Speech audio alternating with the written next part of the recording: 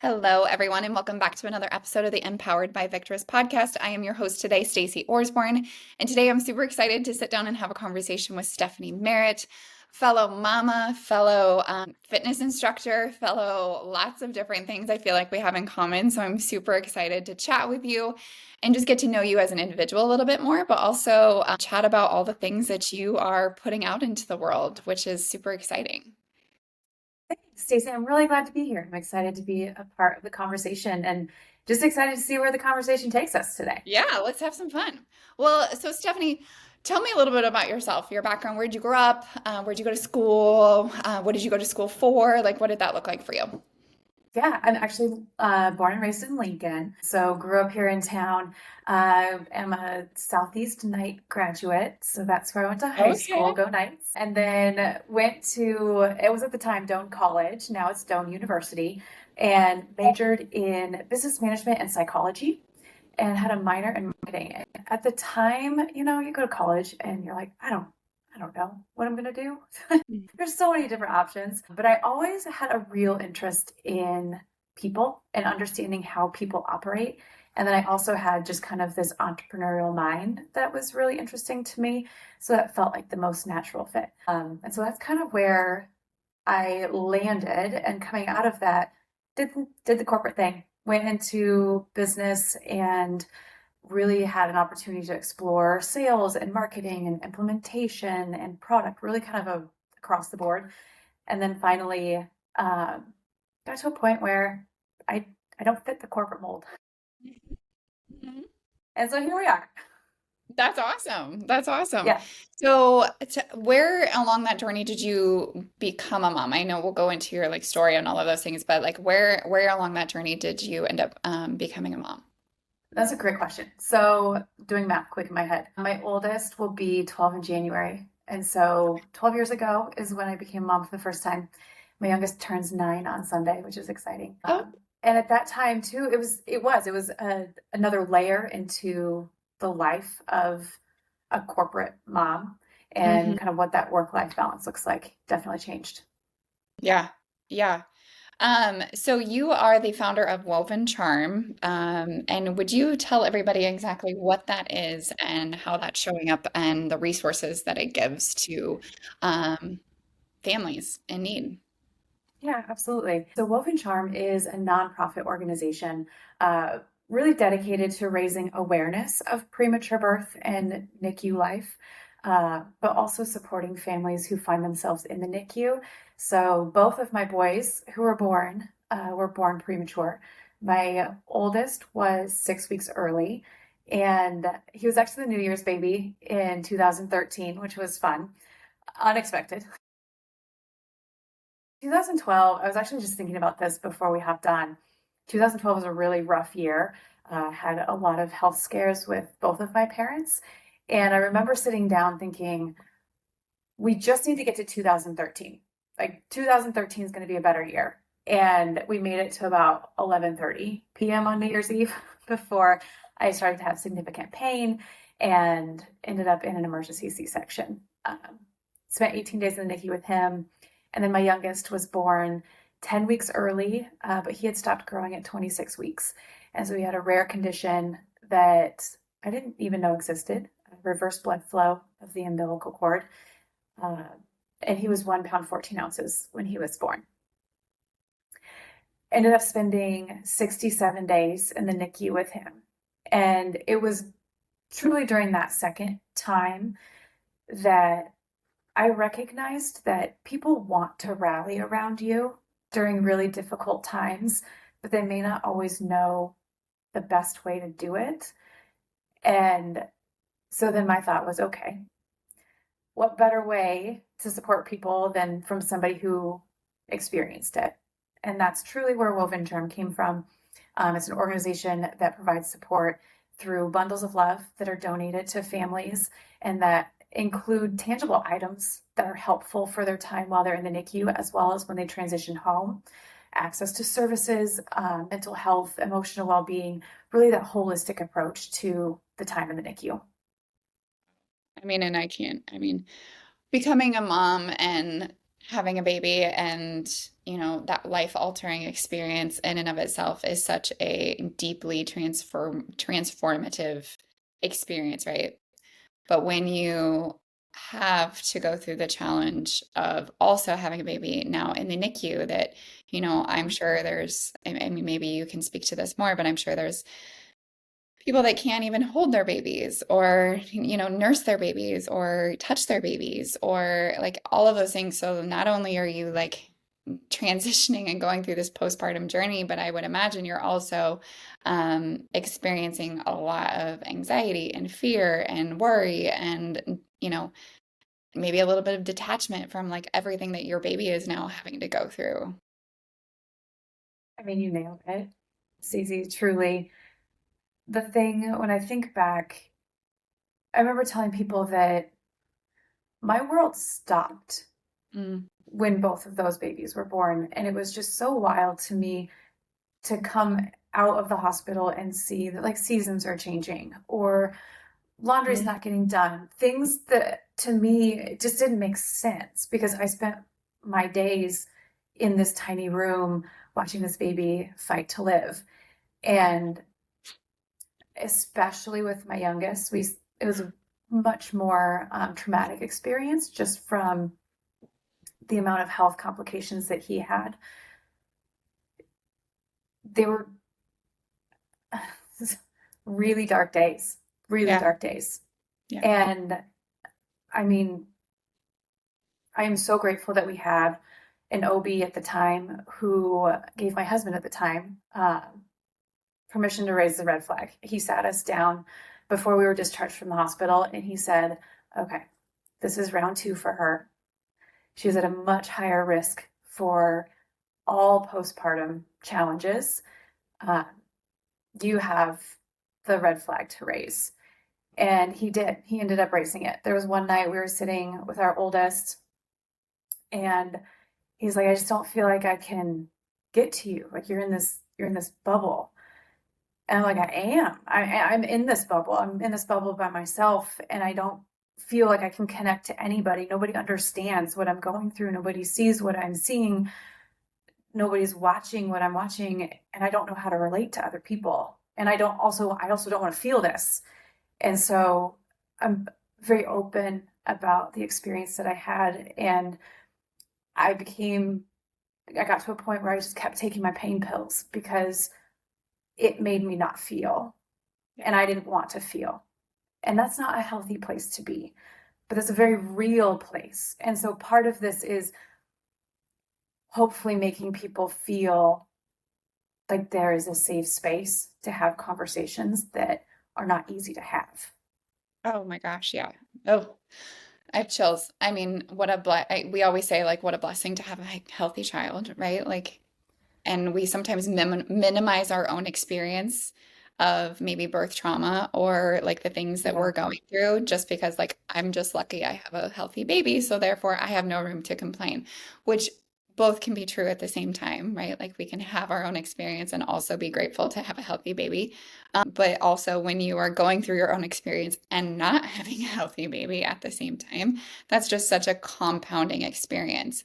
I'm curious, like, in your darkest days and like those challenges being so normal and so I mean, you know, I love the how you're being vulnerable about it and like all of those things like because to numb or to, to shut off or try to just like disassociate in some way of all of that pain and all of that anxiety that I would imagine you were feeling. What do you feel like you were like needing from someone around you? What was it that you felt like or did you even know like that there was what you really like needed in regards to support, or did that even exist? Such a great question. And during the experience, I don't know if I did know. I think part of me really wanted to connect with somebody who could understand what I was going through and not in everything is so well intended, but Right. not in everything happens for a reason kind of way. But I need somebody who can truly relate to me and what I'm going through. And also, I think I didn't know what I needed or what would have been helpful, which is also why I wanted to do what I'm doing is honestly almost to give someone a checklist of here are some really basic high level things to just do and or potentially expect, or here are some resources, things that I wish I would have had if I had known what I don't, if I know now, you know? Oh yeah. I mean, and you only a lot of times when you're living in trauma, which was essentially what was happening, right? Like you're not even aware of what you need beyond the fact that you just want out of it. Like you just want to get out. Like I would imagine if I was in your shoes, I would be sitting there being like, I mean, what I need is my baby to be okay and I need him to leave. Like I need to go home. That's Yes. about And I need people to stop asking me how yeah. he's doing because it's not good. You're hearing that like this like constant thread, and it's all so well intended, but it continues to just chip away every single time you have to revisit the thing that you want to not revisit. Right, right. Were you able to connect with anybody? Was there support groups at the time of like anybody that, NICU moms or fellow moms in the NICU at that time or previous or anything like that? There were a couple. The second time around, I genuinely think I was in such a dark place that I did not have the capacity or the space for it. And so to have somebody be able to deliver something to me that would not require physical interaction would have been my preference. Because I started to really withdraw from human contact. So that is one piece that would have been really helpful at that time. And I want to jump back just super quick because Stacey, you touched on something that really hit home with me. And one of the things I talk about a lot is just that there is no comparison of grief, and there's no comparison of trauma, and there's no comparison of story because everybody has their own story. And that is one of my biggest lessons that came out of this. The first 2 weeks that we were in the NICU with my youngest, the way that the rooms are set up, you have your own individual room, but there's a window that kind of goes out to the hallway that connects you to the next room. So there's a nurse that's kind of keeping an eye on both rooms. And within the first 2 weeks with our youngest, there were two different families who lost their babies. And I watched these families go through that grief while I'm also sitting in this room watching my baby struggle to live and to survive. And that feeling of, I should be grateful for this because I don't have that. And I know that this is a privilege in comparison to that. How do I reconcile any of this? And it took me a long time and a lot of therapy to get to a point where those are individual experiences that are valuable to each individual. But there's no comparison of that trauma. It doesn't take away from the fact that I did experience trauma and my babies experienced trauma. And so did those families. And Yeah. that is real. So I'm Yeah. glad that you said that because that was one of my biggest lessons. I can't even, and I don't know if we're humanly equipped to process that, right? Like at what point are we able to really process all of that as, I've said this before, and I guess maybe a little trigger warning is on all of this stuff, but there is no word in the human language for a parent that's like lost a child. Like there's no word that we have to define. We have orphans, we have widows, we have widowers, we have like, all of these things to define loss. But in our language, there is no word to define like loss of a child. And you know, nor should there be, I don't think, because it truly Right. feels like it's against nature. But it can also, I would imagine, feel very isolating for anybody that's on that precipice or feeling like they're on that precipice of like, you know, we can't relate to what you're feeling, and nor do we want to. Like, none of us want to know how you feel right now in this moment. Like, we want to be there for you. We want to show up. We want to be, supportive and whatever you need. But like, what do you need? We're trying to justify the situation by like putting it in little boxes and like this is true and this is true and this is true and like we should all just be grateful because your baby is doing better or is going to get to go home or like anything like that. Whereas like, we don't want to feel what you're feeling. And that sounds selfish, but it's also very true. Like as humans, like we don't want to, none of us want to feel that. Absolutely. Nobody wants to experience that. And I talk about that a lot too, of nobody goes into a pregnancy planning a premature birth or planning time in the NICU. And it's one of those, again, everything's duality, right? You don't want to be in the NICU, you don't want to be there, but you also want those specialists and those experts who are taking care of your baby. So it's this really interesting duality in that experience. And no, you don't want to experience pain. Right. That's that's not what people choose. Um, but I will say I learned a lot from it, and um, there's a lot of care and there's a lot of love to give, and that's where I'm choosing to focus. Yeah. No, it's powerful. Power of choice there. So where did things start to shift for you? Like I know we kind of talked about, your husband waving that red flag and saying like, "Yo, call in the troops here." But where was that the moment when things started to shift, where it was time to like really start to also look inward instead of just like continuing to focus outward, or how did that transpire? Yeah, that truly is the moment. We sat down with my doctor, and um, fortunately, it was easy for me to move away from the pain medication. Found specialists. I was able to get onto some anti-anxiety medication that really helped balance out just the anxiety that I felt. And it was so interesting talking with specialists about the difference between postpartum depression and postpartum anxiety and what those differences look like and how those symptoms show up. Um, but it was probably 3 or 4 weeks into our stay before things kind of turned back around. And I had the realization that just any new mom, I'm sure, goes through this too, where you're like, oh, I'm not just fighting for myself. There is this little being that I also need to fight for. And you were talking a little bit about that disassociation where I wasn't able to pick up my baby on my own. I had to wait for nurses to get him to me. And so it almost felt like I wasn't his mom. It I was another caretaker, but I was not the primary, which is a really interesting experience.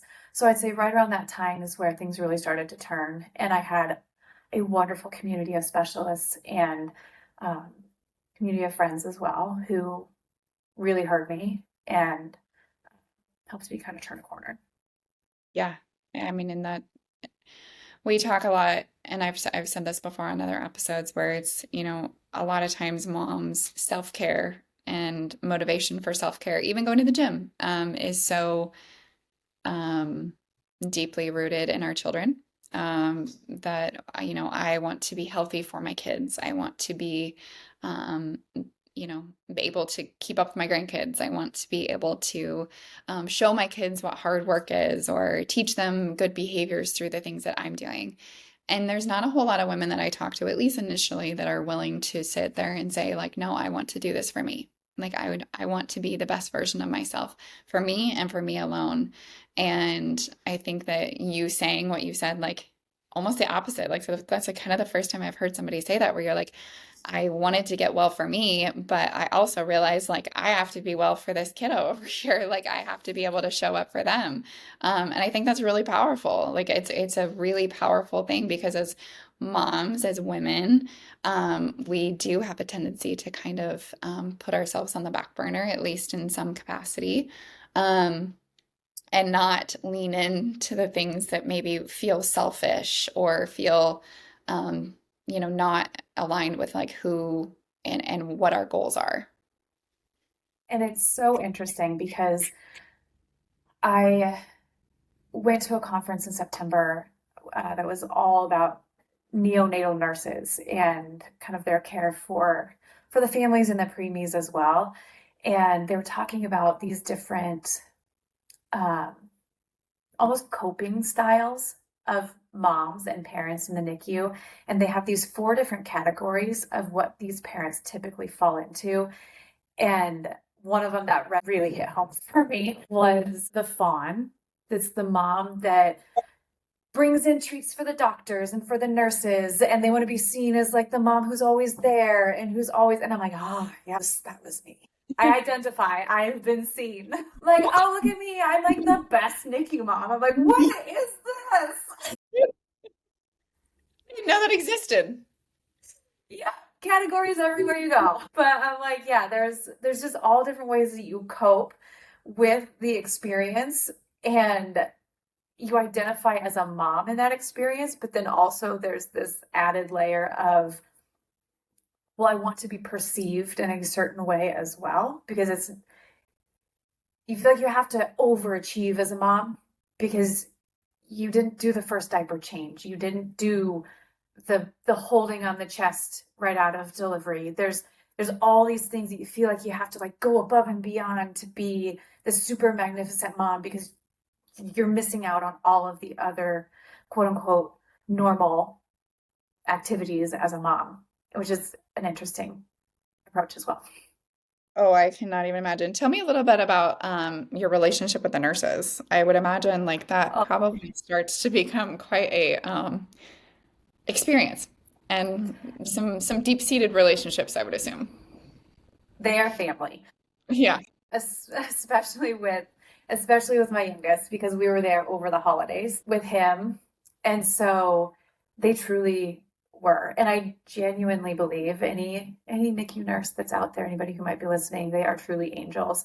To have the compassion, not just for the babies, but for the families, and understanding the role that they play. I Unreal to me what they do and how they approach it.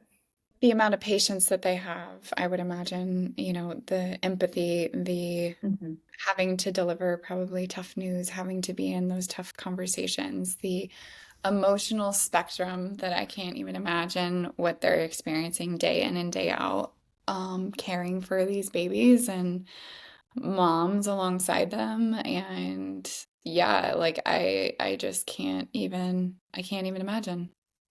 And they become so interconnected in your experience with your child Hmm. that the transition home is Hmm. almost as difficult as those first couple of days in the NICU, Yeah. where you are overwhelmed with uncertainty and fear, and all the same emotions pop back up because you've spent however much time with these amazing people who have kept great care of your child, then go home without any of that.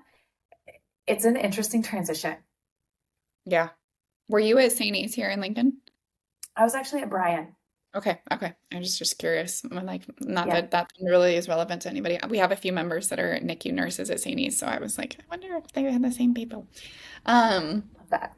what, let's talk a little bit about that transition home. I mean, so obviously extremely rewarding, I would assume, but like what did that look like for you, and how did that affect you personally, on your own healing journey and reintegrating as a family?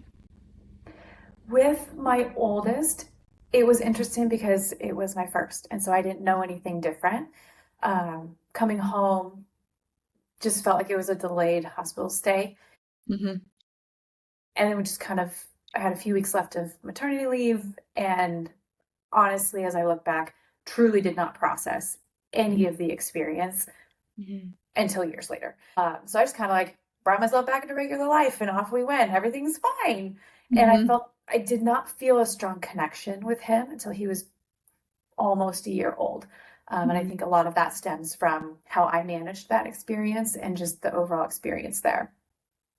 With my youngest, it was much different because I actually had to go back to work before he was home from the hospital, just because of the way our maternity leave works. Um, and so when he finally came home, it was the first time my oldest was able to meet him. And so to be able to finally have that moment of the two of them together when he was almost 3 months old was wild to me. And I still remember, and I still tell the boys this because they're very close. The first night that we brought him home, my oldest brought his pillow and a blankie and slept in the doorway of my youngest bedroom and just like slept there all night. And I'm like, yep, I love Yeah. this. Their little That's, souls just knew, I was gonna say he probably doesn't fit in the doorway anymore. no, but they do still share a bed. Yep, they just love each other. It's fine.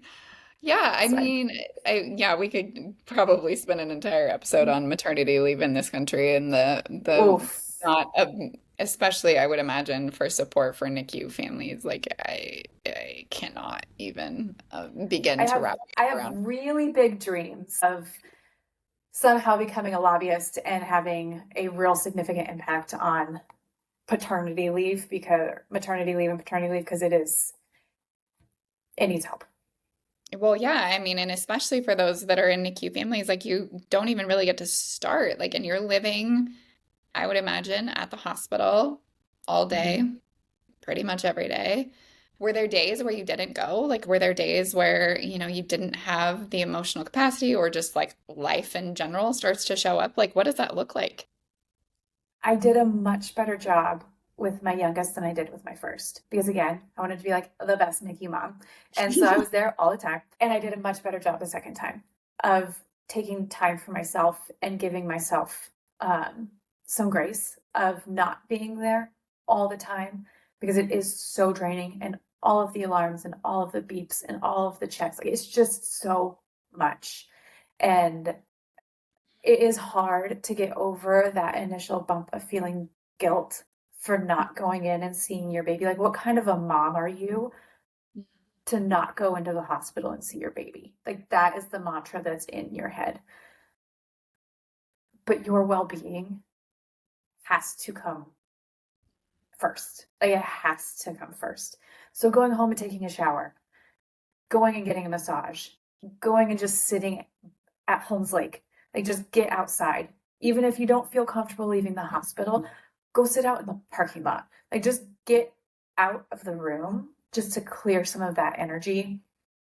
It's not easy to do. And as much as you try and tell people to do it, they're like, no, I can't. I can't do that. And I relate to that deeply. Um, but I did do a much better job the second time of I didn't spend the night. I would go home every night so that I could see my oldest.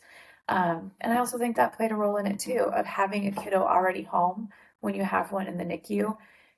You're a mom at both places. So you need to show up for them as well in the best way that you can. And I did my best. And I don't know what that looked like, but I did the best that I could with the tools that I had. Yeah, as we all are most of the time, Mm-hmm. always. So with the where did then woven charms start to come into play with your experience? Was that, obviously like you're having this experience as it's happening, you don't even know what you need. But like at what point in, coming home and starting to heal and moving forward, did you realize like, okay, like I need to do something? Because like I mentioned before we started recording, like a lot of times what we see in regards to like passion work business or passion work projects or nonprofits or any of those things, usually they're coming from something, whether you yourself have had an experience that has impacted you and you see an opportunity that needs to change, or someone you love or someone that you love has been affected by. You're like, yo, like that's it. Like I've had it. Like something's got to give. I need to be a part of this change. I know I personally had that experience in creating Victorious. I know Stassi did as well. So what did that look like for you? Truly, it happened while I was in the hospital with Huxley, my youngest. Um, Once I started to turn that corner of focusing on my mental health and my well being, and I kind of got into a groove of my routine at the NICU, it was almost immediate. It was this feeling that I knew I needed to do something with this. And we're filming a video as well, and I say this in the video that you will see on Saturday. But one of the phrases that people told me all the time was everything happens for a reason. And I hate that phrase with a passion. Mhm. It was very triggering for me. Somebody rephrased it for me though and said that a reason can come from anything that happens. And so to me, that felt more consumable. And as I look back, I know having both of those experiences led to Woven Charm. And so I know that one of the reasons that came out of those two is this organization. Uh, and I just felt this strong pull to it. I just knew it was something that I was meant to do. I started it when my youngest was maybe a year old and had a fundraising event, did the whole thing. The first 2 years of his life were really difficult. We had a lot of operations, we had a lot of hospital stays, we had ambulance rides up to children's, and it just didn't work. It was not the right time for it. And then life happened and different things took place, and it never went away. And then about a year ago, a little over a year ago, I started to see hummingbirds everywhere, which is the logo of the organization. And I'm a big believer in signs and the universe kind of bringing things in when it's needed. And I'm like, I think this is it. I think because the dream never left, the vision never left, the idea never left. It was just not the right time. And so I quit my full-time job in June and was like, now's the time. And so now we're doing it. Yeah, so tell us what it is. Like, I know we kind of talked about like obviously bundles to families in the NICU. Is this just local? Is it national? Like, what does this look like for, and how are you serving families in these situations?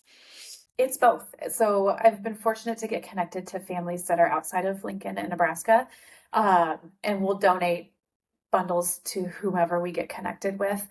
We're obviously starting here because this is where I had my experience, and our community is great to impact locally.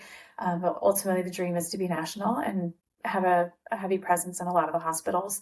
So part of it is the bundles of love. And one of the things that goes into that is I just signed an agreement with Owlet. I don't know if you're familiar with them. They have the Dream Sock. So we just signed an agreement with them. So we are a partner. They have this whole division within their organization that they partner with nonprofits just like mine, bring more of those dream socks and make them more available. They're $300 a sock, which is not a price point that every family can afford. So partnering with organizations like mine, every dream sock that I buy, they send me three. And so for the price of one, I get three. And so we'll be able to include those in the bundles of love that get donated.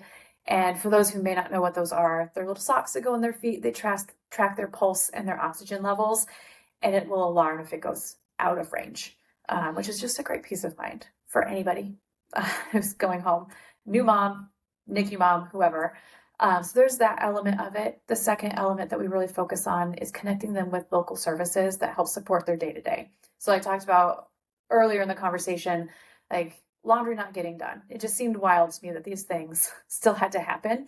And so things like house cleaning, meal prepping, grocery pickup, laundry pickup, mowing lawns, things like that. We want to connect them with people who will do that for them at no cost. And then the third piece, which I know we've talked about as well, is one of the things that's most important to me is the mental and emotional support. So connecting communities, connecting them to specialists, whether it's birth trauma therapy, whether it is Reiki healing, whether it is breath work, whether it is crystal bowl sound healings, whatever it is that's going to help with that energy transition. We want to support them through that entire process, not just while they're in the NICU, but as they transition home as well. Yeah, I can't even imagine. Like, I think all people need that in their postpartum time period. I mean, to be honest, I mean, not saying that to discount Yeah, anything that 100%. you mom and family is going through, but it's, I mean, yeah, our Western culture does not handle postpartum very well in regards to like how we support mom. You know, you see Eastern cultures like grandma, mom, aunts, everybody's all hands on deck. Mom doesn't get off the couch for 2 weeks and everybody handles all the things and she's nourished and she's well fed and she's, given all of the things that she needs to feel the best version of herself when she's ready to get up off that couch and start to experience more of life again. But the resources that you're giving are just so important for all individuals, but especially those that don't have that ability to heal, and they're also dealing with that trauma response of like being worried about your baby, having to be at the hospital all the time. I can't even imagine what's all in the bundles themselves, like what, like the care packages themselves. What all do you guys put in those? So the outlet will be one of the items. One of the other things we include are magnetic onesies. Mm. So being in the NICU, they have all kinds of cords and wires, zippers, they just go straight up through the neck, and snaps are just a waste of everybody's time. And so magnetic onesies are wonderful. Preemie clothing is really difficult to find. And when you have a preemie and you don't get to put them in clothes, it just, there's something about putting them in a onesie that makes you feel that you're having an experience with your baby. We've got cuddle claws that will go, and they go in the bra of the mom or skin to skin on the dad, and then you can put them in the incubator, and it helps them connect the scent to their parents even when they're not nearby. So it just continues to help build that bond with them. We'll have journals that are included so they can get those thoughts out, get those stories out, narrate to themselves, narrate to their babies, whatever feels good for them. Um, Books to read to their babies, because again, that sound of parents' voice is another way for them to continue to connect with their loved ones. We actually have a custom scented candle that we put together with wax buffalo that will go in, and it's very calming. It's very lovely. And then also just some other intention jars, little healing crystals that you can hold on to in your palm. Just some things that help ease from an energy perspective. Oh, I can, yeah, all the things that you don't necessarily have to think about, but need to think Mhm. about in those situations. Um, the skin to skin aspect, I'm curious in your experience, like what was that like from a healing perspective for your baby? Like how much did they, doctors, at least to the obviously safety of baby, really try to integrate that in his healing process at a certain point? So with both of them and right away. My oldest, since he was 6 weeks early, he was just shy of 5 pounds when he was born. So for that time frame, honestly, he was healthy. He just needed time to grow. And that was skin to skin immediately. With my youngest, I was assuming that it would be a while, and they said, nope. That is so important for that initial connection with the parents. And so it was pretty much right away of making sure. And I remember spending just the entire day. As long as he was staying like stable, I was just propped back, kicked back in a recliner. He was on my chest. They would bring all of the pumping stuff to me so that I could pump while I was holding him. And it was just like, that's that's where we lived, was just skin to skin. And now when it's interesting, as the kiddos have gotten older, my youngest is on my six at all times. He is attached. He's my snuggle bug. He is always on my chest. He is always next to me. And I have to imagine that played a role in it, because we were so physically connected for almost 3 months with no disconnect. Right, right. I mean, I think some people that don't realize like the power and the healing power of skin to skin for these babies is incredible. I mean, it makes sense in my brain, but from a scientific perspective, it's a very like intangible thing that you necessarily can't always put on paper. But I think as moms, we know the power of that and like how that feels and how that supports these individuals, these tiny little humans entering into this world and making them feel safe. Everything is energy. And one of the stories that I tell a lot of people too is the first night that Hux was born, I went down into the NICU uh, and put my hands in through the little armholes in the incubator, and I was a mess. I was shaking, I was crying, everything was out of equilibrium.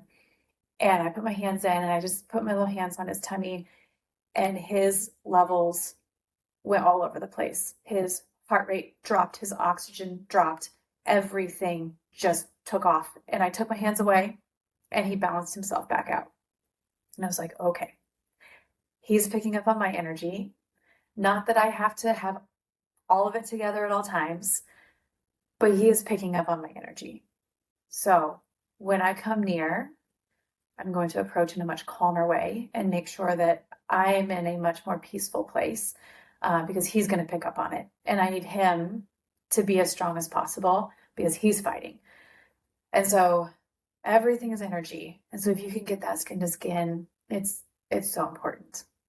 Oh, that's so powerful. Oh, I mean, I firmly believe in all of those things. Like, I mean, and I would say that sometimes advice to new parents, even just like realizing like our babies are picking up on our energies, are there the fear, the anxiety, like all of the things that we feel like we're going to mess up or get wrong, or all of those things. Like, babies are feeling that from you. They're feeling your experiences from you, whether you are trying to or not. And they're like experiencing the world through your energy right now. And so being able to take care of yourself and regulate yourself and take care of the things that you need to take care of so that you show up as the best version of yourself is one of the best ways that you can help your baby. Not in just in the NICU, but I mean, even my 16-year-old son needs me to be well taken care of because if I'm losing my mind, he's looking at me like, wow.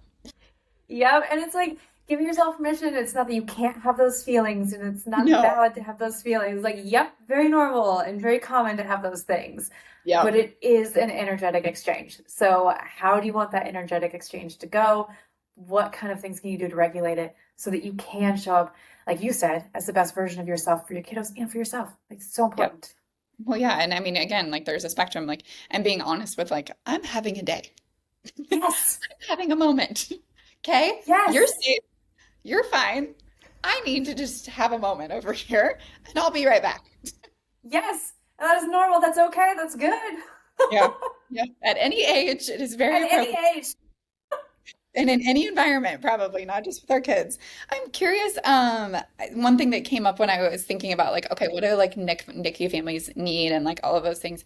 I'm curious, the breast milk side of things. I know you mentioned that you were pumping in the NICU. Like, does your organization do anything with like aligning with that resource? Because I know a lot of times, like obviously the skin to skin, like the actual nursing of the baby, like you can still get your milk to come in. I don't want to say that that's not possible, without like nursing, physically nursing your baby, especially when they're premature. They're just not capable of that same like physiological, response or motor pattern. So what did that look like?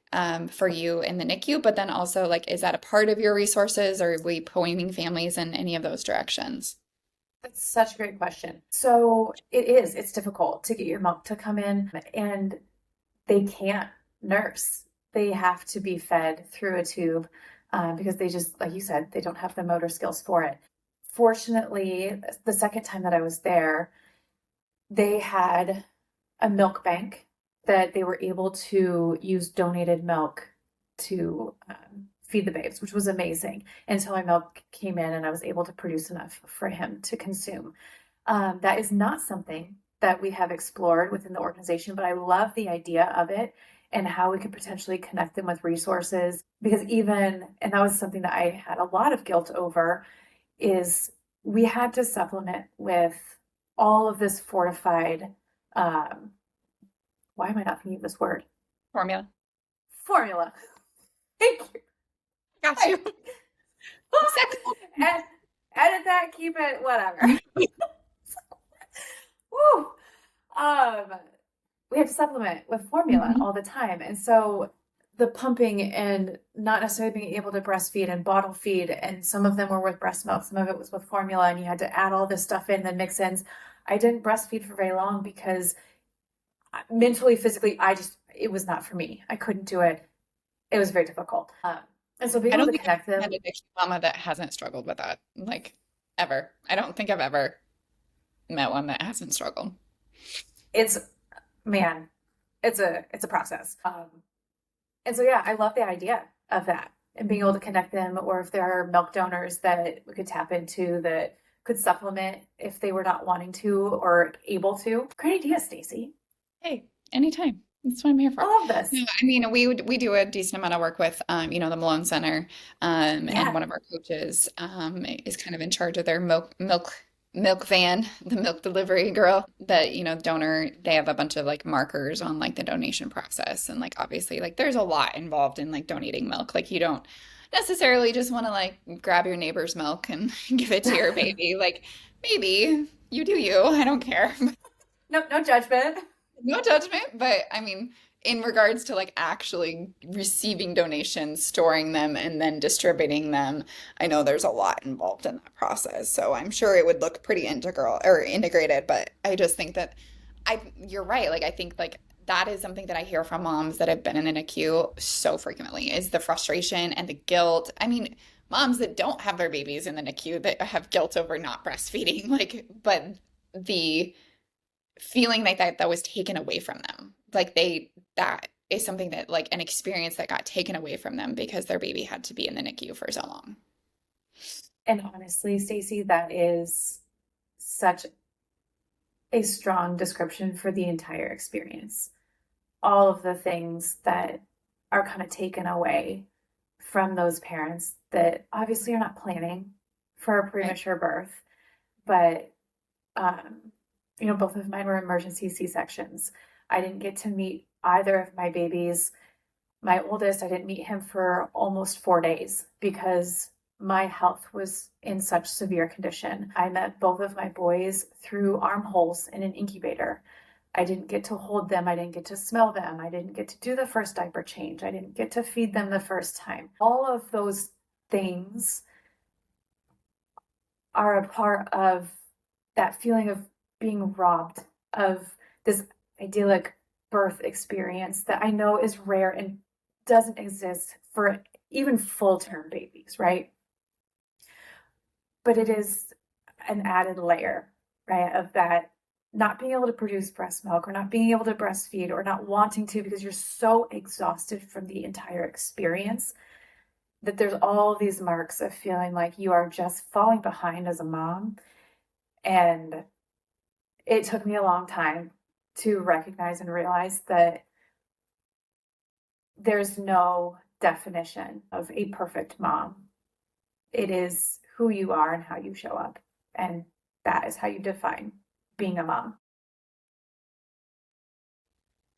So powerful. Ooh, I have chills even like thinking about all of those things because it is a blessing that, I'm lucky I was never had to experience a NICU opportunity or a situation with any of three of my boys. But yeah, like I feel like what you're doing is just so needed for so many different families. And my head is like completely spinning on like, what about this? And like, what if we like got this resource? And what if we got this resource? Like, I mean, I am a birth doula, so like obviously women's health is an area that I'm very passionate about, but I'm like thinking like, okay, well, what if like not only are these moms like processing all the emotions, but they're going through this physical healing. Like birth is traumatic in and of itself. Like I'm not saying trauma like capital T like in a negative way all the time, but it is a physical trauma to the body, whether that's vaginal, C-section, interventions, no interventions, like you name it. Like it is a traumatic experience that the body has to heal from.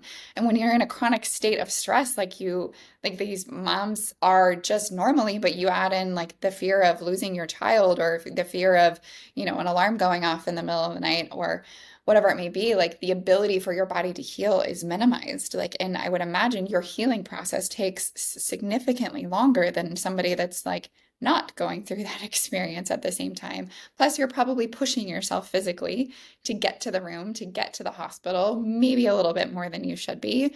Like you said, with your second, you did a better job sleeping and all those things, but like ways to physically support them through that healing process. My mind is just like going off right now. We should have a brainstorming session because I would love to hear all of these ideas because I am the same way where I'm like, ooh, we could do this. And my board is like, Stephanie, one thing at a time. Yeah. Outlet first. Oh, Well, I mean, even like, I mean, the pelvic floor side of things, like there's oh just so yeah. many, there's so mental, emotional. Yes. Like I think what you're doing in regards to that resource first and foremost is imperative, but just from a physical support standpoint, like they're not sleeping, they're not healing great. So like what can we do to like help support that healing process? And honestly, probably dads probably get put through the ringer on this stuff and they aren't really allowed to probably experience the full spectrum of what they're feeling because they need to be strong, So, right, for baby and for mom, because she's the one that gets to lose her shit. Like, I can't lose my shit, right? Like, I would It's imagine there's a lot of that. so true. And my husband and I are no longer together, but I called him while I was at that conference a couple months ago, and there were some things there that were just very activating for me, which I was surprised about. But I called him and I said, I don't think we've ever talked about your experience in the NICU. Like, I'm very open about my story and what I experienced and what I felt and what I thought. I have never heard from you and your experience. And I mean, he had to go back to work right away. Right. And we had a kiddo already. And so he would get him picked up and get him home. And so he wasn't in the NICU. I think part of that was, I can't speak for him. Part of it was probably his healing. And like, if I don't see it, it's not real. Disassociating. Yep. A way to kind of survive. But also physically, we just didn't have the means to make it happen. Uh, and that is trauma in a different way. And he wasn't able to be in the delivery room for our first. It was an emergency C-section. I was under general anesthesia. He couldn't even be in the room. And so those are all things that are part of his story and his experience that we never touched on when we were married. And I'm like, that deserves a platform as well. It's not just the moms, it's not just the babies, it's the dads, it's the partners, it's whoever else is a part of it, because it impacts everybody. And Oh, it stays with you even once you leave. Your that story, that narrative, those experiences, they stay with you throughout. and heard many birth stories that are fairly traumatic on mom, but dad's sitting right there, like watching this happen, right? Like dad's sitting right there, like usually for the most part, or partner is sitting like right there, um, and feeling completely helpless and feeling completely out of touch. But then, you know, it has to then turn around and support partner and make sure they're okay, or it doesn't have to, but like is part of that like healing process, and they're being leaned on by this partner, but not really realizing like the bus you just got hit by and you're not able to like really come to grips with that probably if maybe ever. Like I commend you for having that conversation with your ex-husband, because it's honoring like his experience as something bigger than just your experience. Yeah, and with my oldest, uh, the reason that he was born early is I had preeclampsia that led to HELLP syndrome. And when we got in, my blood pressure was 220 over 180. Oh my And gosh. he's like, I'm watching you and wondering, are you going to be okay? And then we have this baby that's coming into the world. Is he going to be okay? And so, from his perspective, he's got two people that are involved in this situation that are not in good condition. And that potential outcome could be devastating. Yeah. And that story and that narrative is very valid and real too. Yeah, and having resources for the partners in those situations and Yeah. support for that is, I think, so important. And, allowing them a platform to speak and experience and have a spectrum of their experiences just invaluable, I think, for all parties involved. I know that I've had a lot of NICU families in my life that have talked about, feeling guilty, like being scared to touch their children as they get older, like in regards to like, I don't want to break them. I'm like, and the spectrum of, in my experience with the dads, it's a little bit more intense. Like they're a little bit less inclined to like lean into that bonding experience post, because it's traumatizing. Like there's a lot involved in that. So how do we help support them, and make sure they're seen and supported? And when we're out of that like acute like survival mode, right? Like sometimes you just got to get through what you're going through. But then on the other side of that, like how do we show up for them? Absolutely. Yeah. Absolutely. Yeah. Well, Steph, thank you so much for your time today. I thoroughly enjoyed getting to know you. You are a absolute warrior, like truly, truly, not only from your experience, from your birth experience, from your professional experience, but also just your perspective and your vulnerability. I commend you deeply for all of the things and the ways that you're showing up authentically to help support families that need this and need what you're doing so deeply. So thank you for everything that you're doing. It matters. And I see big things coming down the pipes in regards to families because of the work that you're doing. It means so much to hear. And Stacey, I'm so grateful that you have this platform and that you are creating space for people to share stories and to connect. And that is truly how you make a difference, is by connecting with others and sharing stories. So thank you for doing what you do as well.